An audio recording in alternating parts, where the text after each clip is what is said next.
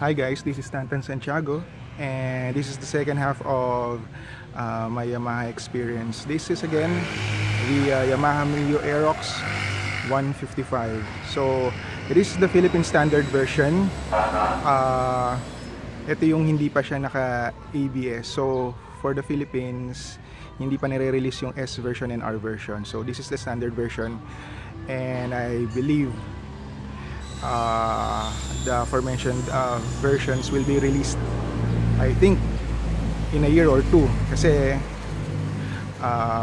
from recent experiences, diba, pag may bagong labas sa ibang bansa, it takes about a year or two bago dumating dito sa Philippines. Alright, so yung di-discuss ko dito yung mga kulang dun sa previous review ko with the Mio Aerox. So 500 kilometers already. Actually hindi pa ako nakakapag change oil, pero hopefully in 2-3 days time papaservice ko na. So ito siya ngayon. So hindi ko napakita before kung paano i-operate yung pag-open ng gas tank. So ito yung key shutter. So yung key shutter, pwede mo siyang pindutin para mag-lock, and then you will use this end of the key.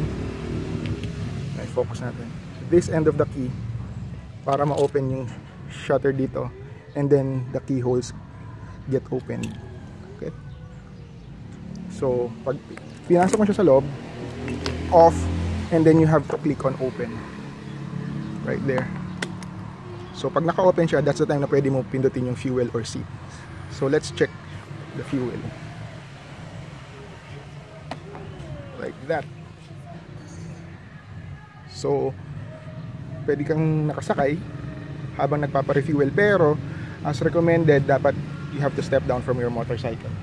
Alright, so lock again, and then for the seat, you heard the click, and you can just easily pull it up, open. So makikita nyo, it's really big. Kasya ang isang full face helmet dyan. Right? So close natin again. Yeah, we will show them the gas. By the way, my boy, say hi. Hi. Close natin. Not yet, baby. Alright, so kung mapapansin nyo, pag nilagay nyo siya sa on and you press this buttons, wala. For safety, hindi siya mabubuksan. Okay? So you have to go back to open. Yeah, there go. Exactly. See? Pag nasa open, pwede mo na ulit siya open. Right? No. So for starting, Start TV close. wala siyang starter na katulad before na may sariling siyang machine. So for this one, according to Yamaha, parang meron siyang technology that silently starts your machine. Start machine. So you press this one, pero hindi siya mag-start nang hindi ka nakapindot dito. So you have to press the brakes and push start.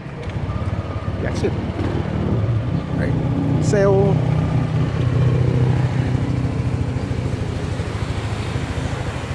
another safety feature, automatic engine off siya pag naka-engage yung side stand. So I will show you. You can hear the engine. If you pull this down, automatically shuts down the engine. Safety feature, di ba? Marami kasi ngayon nagmamadali magpaandar ng unit nila nang naka-side stand. Daddy, up that one, Daddy. Alright. Can you go down, baby? I'll show them something. Okay, so for this part, meron din siyang Gas. push button na lalagyan dito. You can open it up. Yo, there's water. And go close then, and I'll go open. Alright. So, dito, meron siyang charging area dito. Meron siyang lalagyan dito ng socket para makapag-charge ka. So, try natin kung makikita. Then, the brakes too. Nandito siya. So, maliit siya. Kung ang cellphone nyo kalakihan, hindi magkakasya. If you're using yung mga plus size ng Samsung, yung S6 Edge Plus, A Plus, yung mga ganun version, hindi siya magkakasya. So, mga 5 incher, sakto, kasya. Pero without the case. So, another safety feature ni Yamaha for the Yamaha Mio Aerox na hindi masyadong binabanggit ng ibang YouTuber natin is, ewan ko if we should call this the handbrake. If you notice, there's a knob here. Focus natin. So, pag naka-brake ka, so for example, nasa stoplight ka, di ba may tendency na minsan umaatras ka kasi nakababa yung paa mo. And the tendency is you push backwards. Diba? So, to do that, you have to engage this one. Kaya so nakapindot ka lang na ganyan habang naka-stop, you can do this. You can pull this, slide that down, and that's it. It's engaged already. Para ka naka-handbrake. See? So, naka-brakes yan. Then, to release it, you just have to pull this back. See? Again, to engage, that's the handbrake. And then to release, see? It's easy using one hand. See? Alright. Doon naman sa mga nagtatanong, yung mga 6-footer daw ba kung kaya kang sumakay comfortably? Yes, you can. But there are minor issues. Not technical issues, pero may possibility na tumama yung tuhod mo here. Diba? When you're moving, siyempre naka-rest na yung paa mo dito sa footrest. And then, kung may katangkaran ka, diba? May yung legroom mo, then, hindi ko lang kung magiging comfortable ka dyan. Pero, manageable naman, you can just move your feet sideways. Pero, diba? Ganyan pa rin.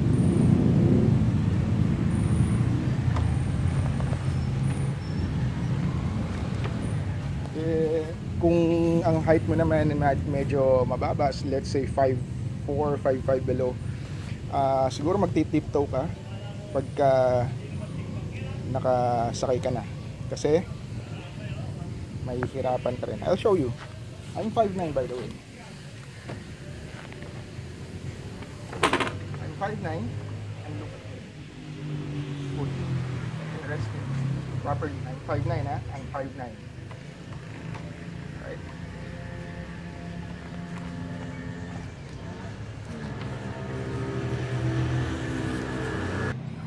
So with the shocks, medyo matalbog nga siya, masyado siyang malambot. So ang solution daw nila, according sa fellow Aerox users, is to replace this one. Kayo na bahala kung anong brand, hindi ako magsasabi kung anong brand, pero kayo na bahala doon. Kung may kabigatan yung angkas mo, yung sinasabi ng iba may tumutunog pag kumakaldag, this is the cause. Tumutukod siya dito, lalo na kung may kabigatan yung sakay mo. So for this part, I'll show you again the 360 view so that you can enjoy it.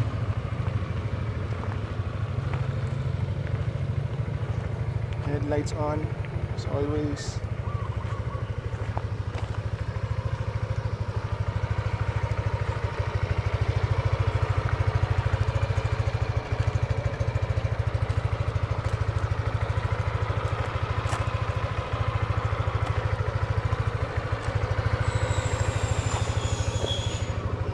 Instrument, I'll show you. Yan, daytime, maliwanag. Okay.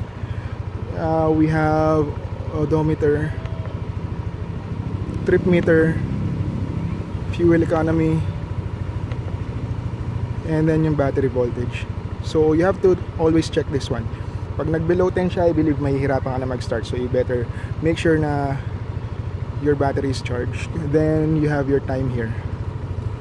Alright, and then the VVA technology, I'm not a techie person, I'm not a mechanical engineer, pero it engages at around 6,000 RPM. Let's try if you will be able to see it.